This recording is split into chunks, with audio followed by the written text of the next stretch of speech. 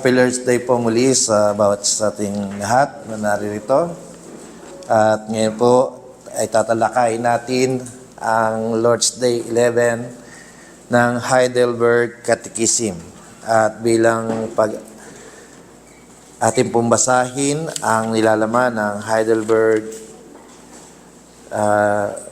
Catechism Lord's Day 11, tayo po'y magkaroon ng tugunang pagbasa. Babasahin ko po ang mga tanong at sabay-sabay din po nating basahin ang mga sagot sa Lord's Day 11 po. Makikita po natin ito sa page 18 sa likod ng ating mga himnaryo. So, ganito po yung mga tanong at kasagutan na mababasa natin. Ang tanong po ay, why is the Son of God called Jesus, meaning Savior? Sabay-sabay po tayo. Because He saves us from our sin, salvation cannot be found in anyone else. It is futile to look for any salvation elsewhere. Do those who look for their salvation and security in saints in themselves or elsewhere really believe in only Savior Jesus? The answer is no. Although they boasting of being His, they salvation and deliverer Jesus. Either Jesus is not a perfect Savior, or is through faith accept the Savior, having Him needs for their salvation. Tinipala na po ng Panginoon ang ating pagbasa sa araw na ito ng ating aralin. So, kanina po ibinasa natin yung Matthew chapter 1 verse 21 to 23, and this is very popular lamang na binabasa kapag araw ng Kapaskuhan. Yung pagbasa at sinabi doon na magsisilang na isang batang lalaki at ipapangal mo sa sanggol ay magsisilang na isang batang lalaki at Jesus ang ipapangal mo sa sanggol sapagkat ililigtas niya ang kanyang bayan sa kanilang mga kasalanan. So, mga minamahal na kongregasyon ng ating Panginoong Jesucristo, sa makabagong mundo, isa sa mga pinakakaraniwang paniniwala tungkol sa reliyon ay na ang lahat ng reliyon ay nagtatapos sa iisang Diyos. Maraming tao ngayon ang nagsasabi na ang Kristyanismo ay isa lamang sa maraming posibleng daan patungo sa Diyos. Isa sa mga theologian na nagpalaganap ng ganitong ideya ay si John Hick. Sa kanyang kabataan, sineryoso ni Hick ang Biblia at pinaniwala niya ito bilang salita ng Diyos. Ngunit sa paglipas ng panahon, nagsimula ang questionin ni Hick ang mga sentrong doktrina ng pananampalatayang Kristiyano. Nagduda siya sa pagkabuhay na muli ni Kristo at sa huli, tinanggihan niya ang otoridad at inspirasyon ng Biblia o kasulatan. Nang binawali-wala niya ang otoridad ng Biblia, sinimulan ni Hick ang pagsusuri ng iba pang relihiyon. Bumisita siya sa mga moske, templo, at sinagoga. Mula sa mga karanasang ito, nagpagpasyahan niyang ang relihiyon ay higit na tungkol sa moral na pagbabago. Kung ang relihiyon ay nakatutulong sa tao upang maging mabuting moral, kung gayon, ang lahat ng relihiyon ay pantay-pantay na daan tungo sa Diyos. Ngunit sa pagtanggap ng ganitong ideya, isang napakalagang bagay ang kailangang alisin, ang natatanging katangian ni Jesucristo. Sa ganitong paraan ng pag-iisip, si Jesus ay nagiging daan na lamang bilang isang moral na guro, isa sa napakaraming relihiyosong o sa isang napakarelihiyosong pinuno. Maaaring hinahangaan siya, ngunit hindi siya ang nag-iisang tagapagligtas. Sa ganitong pananaw, ay karaniwan ng sa ating panahon. Ngunit ito ay tuwirang salungat sa itinuturo ng kasulatan. So, ating pong titingnan na ay sa panahong ito talagang ganyan na lamang po ang pagtingin sa ating Panginoong Kristo.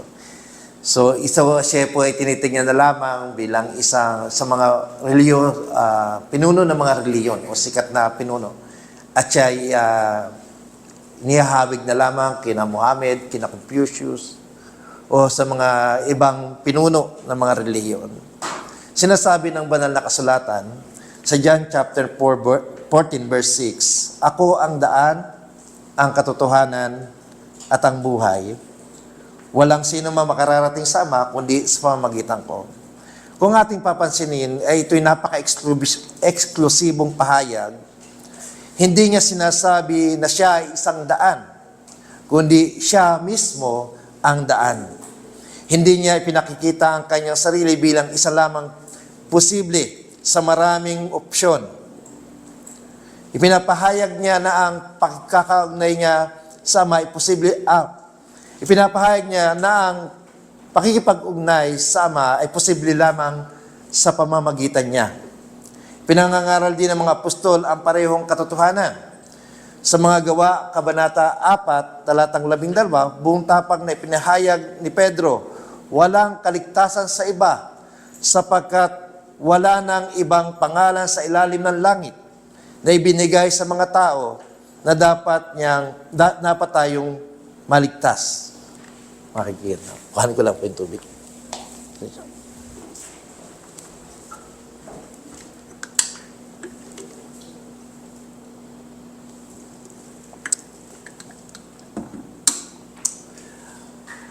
Ang mga reform na simbahan ay palaging malinaw na nagpapahayag ng ganitong katotohanan.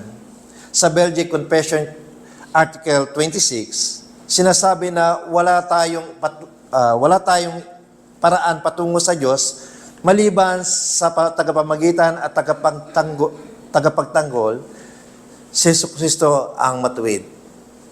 So sa atin pong paniniwala bilang mga Kristiyano, lalo na sa ating mga reform, ay si Kristo lamang talaga ang daan tungo sa Ama at sa buhay na walang hanggan, sa Kanyang kaharian.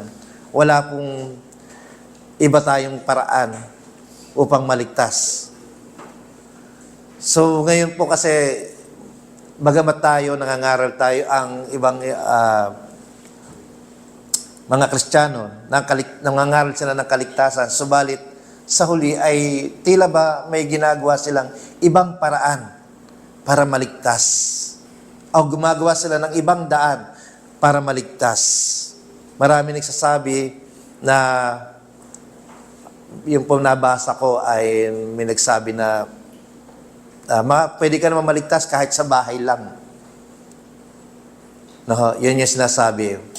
Although, hindi natin sinasabi na gawin ang tama, pero sa ating palagay, hindi ang kaligtasan ay masabi lamang natin totoo at mangyayari lamang kung totoong kay Kristo nakasalalay ang kanyang kaligtasan. At sa Heidelberg Catechism sa araw ng Panginoon 11 ay nagbubuod ang pagtuturo ng Biblia sa pamamagitan ng tanong na, bakit tinawag na Jesus ang anak ng Diyos na nangangahulugang tagapagligtas?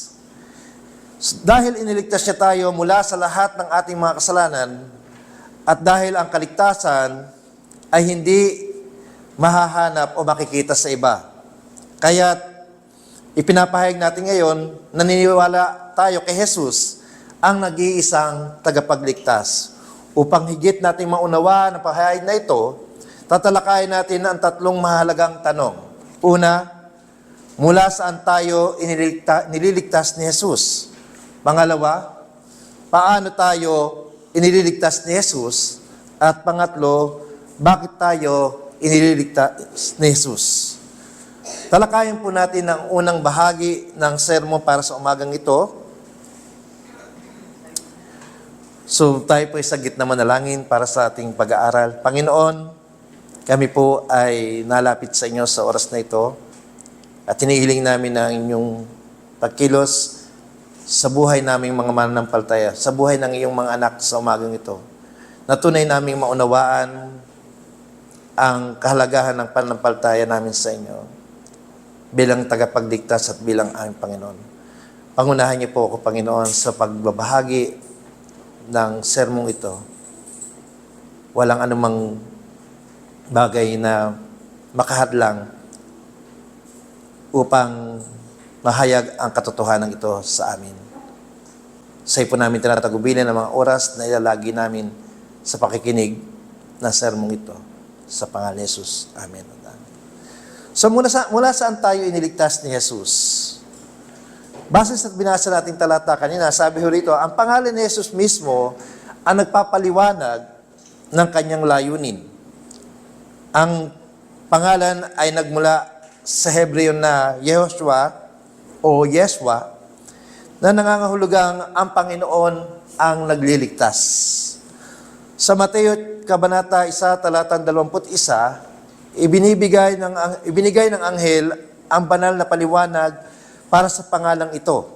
Magsisilang siya ng isang batang lalaki at Jesus ang ipapangalan mo sa sanggol sapagkat ililigtas niya ang kanyang bayan sa kanilang mga kasalanan. Hindi sinasabi ng anghel na si Jesus ay dumating lamang upang magbigay ng inspirasyon o magturo ng moralidad. Mas dakila ang kanyang misyon. Siya ay dumating upang magligtas.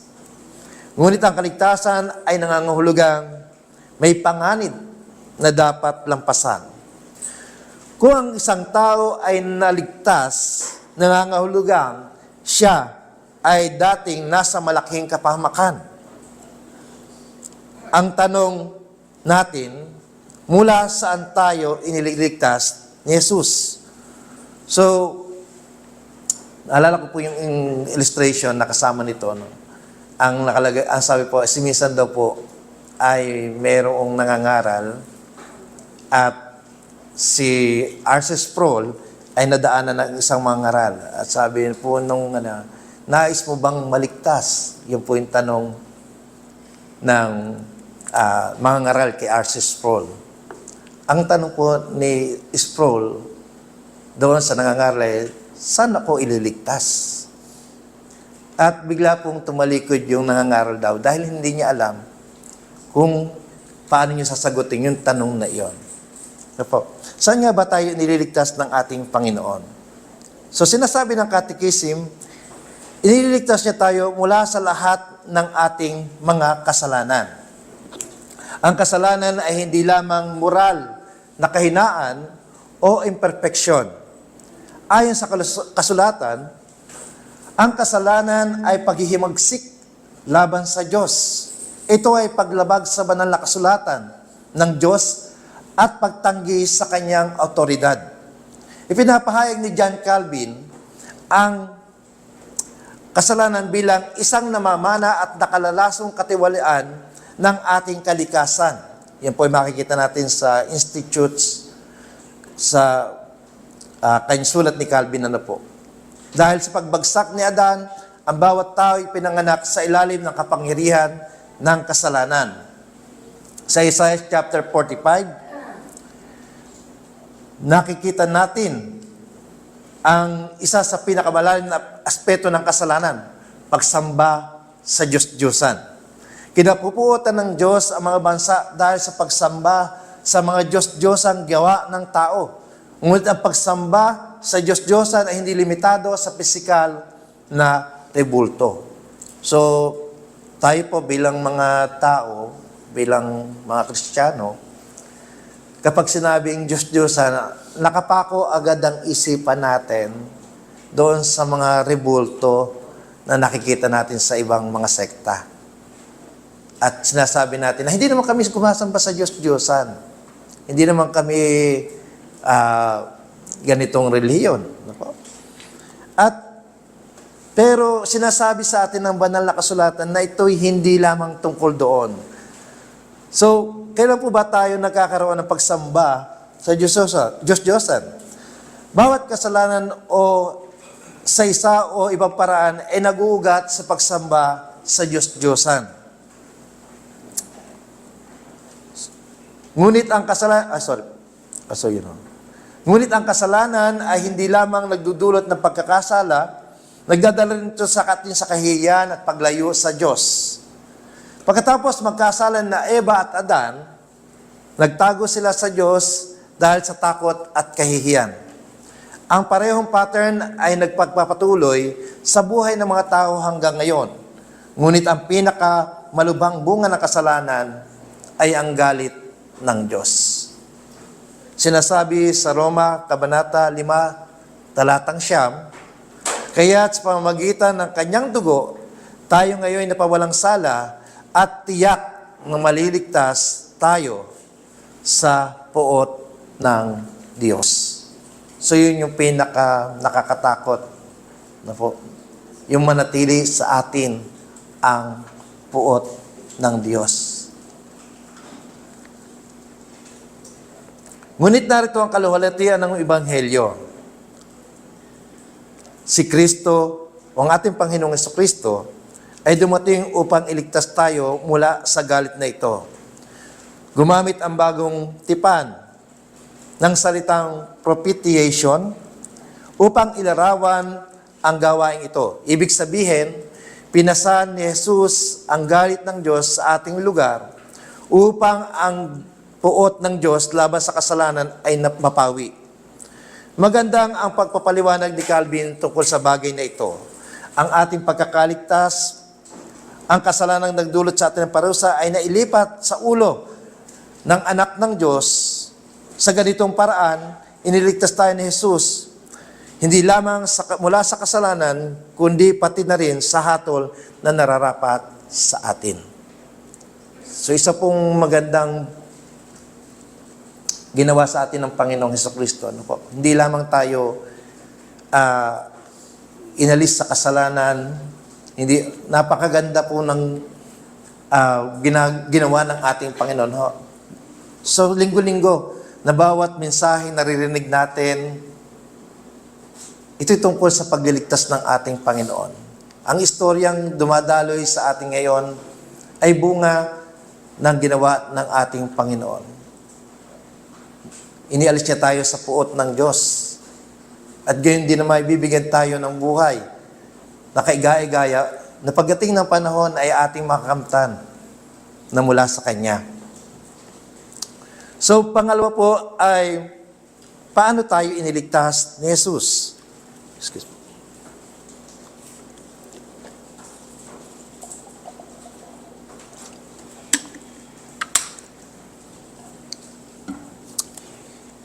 Inihanda ng lumang tipan sa pamamagitan ng sistema ng mga sakripisyo ang bayan ng Diyos upang maunawaan ang gawain ni Kristo.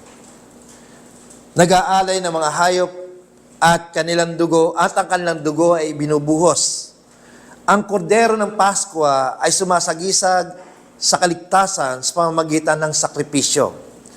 Ngunit ang mga sakripisyong ito ay anino lamang na nagtuturo kay Kristo. Kung ating po matatandaan ay binasa natin ang tungkol sa unang Pasko, kung saan ay nagkatay ang Israel ng mga tupa at ang dugo ng tupa ay ipinahid sa mga hamba. Hamba po yung tawag natin doon, sa gilid at sa taas ng pinto. At ang sino mang meron ito ay hindi nadadaanan ng anghel ng kamatayan. Kung ating po titingnan, ito ay larawan. Tawag natin sa hermeneutics dito ay typology. Yun po yung type na darating. At ito nga po ay ang ating Panginoong Jesucristo kung saan siya ang magliligtas sa atin mula sa ating mga kasalanan. Sinasabi ni Pedro sa unang Pedro, Kabanata 1, Talatang 18, hanggang 9, alam ninyo kung ano ang ipinatumbos sa inyo na sa walang kabuluhang pamumuhay na inyong minana sa inyong mga magulang. Ang ipinatumbos sa inyo ay hindi ang mga bagay na nasisira o nauubos, tulad ng ginto o pilak, kundi sa pamamagitan ng mahalagang dugo ni Kristo. Siya ang korderong walang batik at kapintasan. Dito malinaw na iniuugnay ni Pedro Si Jesus sa kordero ng lumang tipan. Si Jesus ang tunay at huling sakripisyo. Madalas ipinapaliwanag ng tradisyong Reform ang gawain pangkaligtasan ni Kristo sa tatlong aspeto ng kanyang pagkamatay bilang tagapamagitan, kanyang pagsunod, sakripisyo, at pagkabuhay na maguli. So yung una po, tingnan natin yung sinatawag na Christ substitutionary death o panghaliling kamatayan ni Jesus. So yun po, sabi rito, sa krus namatay si Jesus bilang kapalit ng mga makasalanan. Ang parusang nararapat sa atin ay pinasa sa Kanya. Sa Isaiah chapter 53 verse 5, sabi po, ngunit dahil sa ating mga kasalanan, kaya siya nasugatan. Siya ay binugbog dahil sa ating mga kasamaan. Tayo ay gumaling dahil sa pahirap na dinanas niya at sa mga hampas sa kanyang tinanggap. Sa Belgic Confession, Article 21, ang sabi naman, ipinakita ni Jesus ng ating Panginoong Jesucristo ang kanyang sarili sa ating pangalan sa harap ng Ama upang mapawi ang kanyang galit sa pamamagitan ng kanyang ganap na kasiyahan. So nakikita po natin na yung ginawa ng ating Panginoong Jesucristo, paano mga ba tayo niligtas? No? So yung kamatayan ng ating Panginoong Jesucristo ang naging daan upang tayo ay maligtas. Yun ang dahilan para tayo maligtas. Kung walang Kristong namatay, wala din kaligtasang magaganap sa ating buhay. Ito ho yung malinaw na kapahayagan ng Biblia. At sinasabi po rito sa ating article na dahil doon sa kamatayan ng Panginoong Jesucristo, ay nagkaroon ng kasiyahan ng Ama. Ibig sabihin, ito'y kumpleto. Ito ay ganap na pagliligtas ng ating Panginoon sa ating lahat. Ang kanyang pagsunod ay perpekto. Ngunit hindi lamang sa pamamagitan ng kanyang kamatayan, iniligtas tayo ni Kristo. Iniligtas rin niya tayo sa pamamagitan ng kanyang ganap na katuwiran. Ang kautusan ng Diyos ay humihingi ng ganap na pagsunod. Wala sa atin ang makagagawa nito. Ngunit, ginanap ito ni Jesus ng buo. Tinawag ito ni Calvin na double grace. Na ang ibig sabihin, una, ang ating kasalanan ay pinatawad na, at pangalawa, ang katwiran ni Kristo ay pinagkaloob niya sa atin. Ang katwiran ni Kristo ay pinagkaloob sa mga mananampalataya. Ibig sabihin, itinuturing ng Diyos ang pagsunod ni Kristo na parang sa atin. So yung double grace po ay nasa atin. Ano po? Pinatawad na tayo sa ating mga kasalanan at gayon din naman ay imputed sa atin yung kanyang katwiran na impute sa atin. Ibig sabihin, nasa atin yung kanyang, dahil sa yung mga ginawa niya, nasa atin yung kanyang katwiran at ganap yung pagkapatawad sa atin. At pangatlo ay yung pagkabuhay na muli. Sa wakas, iniligtas tayo ni Kristo sa pamamagitan ng kanyang pagkabuhay na maguli. Nang muling mabuhay ang ating Panginoong Hesus, napatunayan niya ang tagumpay laban sa kasalanan, sa kamatayan, at kay Satanas. Ang kanyang pagkabuhay na maguli ay patunay na tinanggap ng Ama ang kanyang sakripisyo. Sa pamamagitan ng pakikipag-isa kay Kristo, nakikibahagi ang mga nampalataya sa tagumpay na ito. So yung sa kanya yung pagkabuhay na maguli, ito po naman yung palatandaan ng kanyang tagumpay laban sa kamatayan, sa kasalanan, at laban kay Satanas. At ang tagumpay na ito ay nakamtan din natin sa pamamagitan ng ating Panginoong Jesucristo. At ang ikatlong bahagi ng ating sermon, ito'y huli, bakit tayo iniligtas ni Jesus? So ito yung napakahalagang tanong. Bakit nga ba tayo iniligtas ni Jesus? Sa kabila na tayo hindi naman karapat-dapat. Ano bang meron tayo para tayo iligtas ng ating Panginoon? So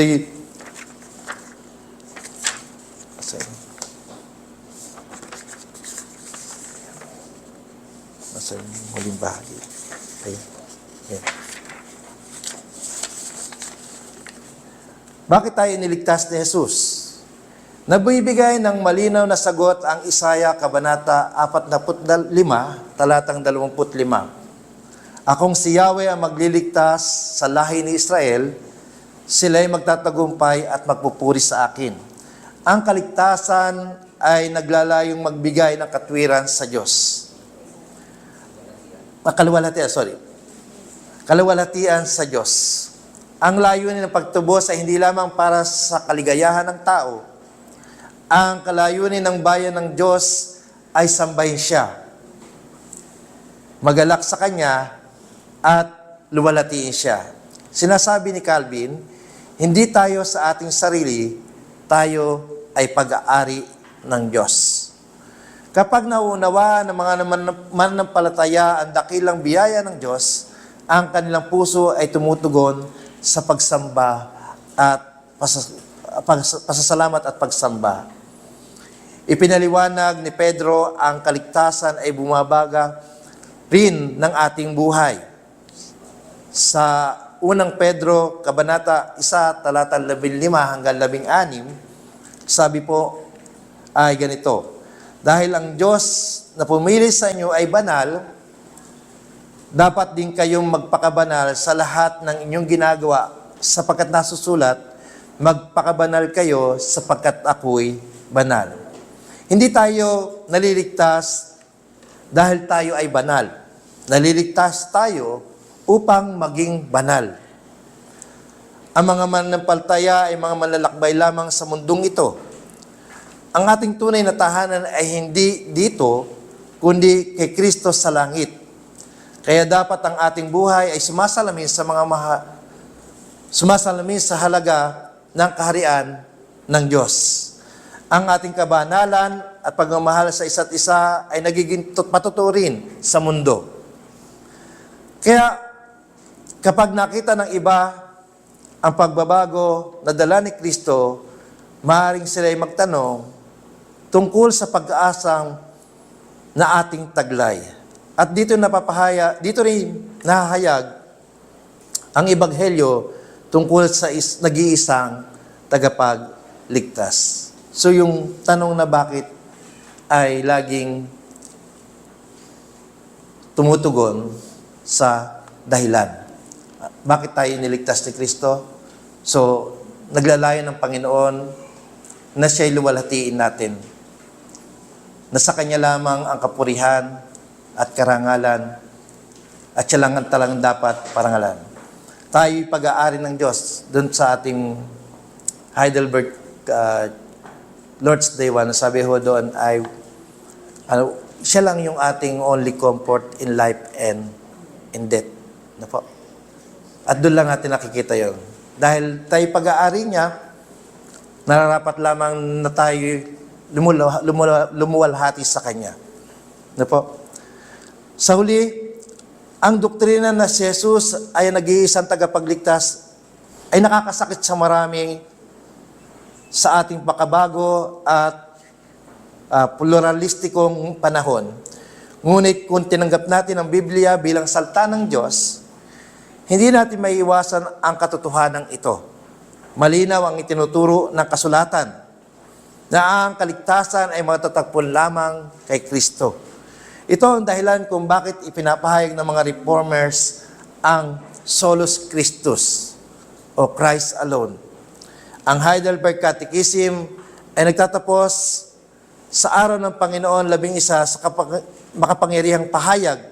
Yung tunay na mananampalataya sa tagapagligtas na ito ay dapat matagpuan sa Kanya ang lahat ng kinakailangan para sa kanilang kaligtasan.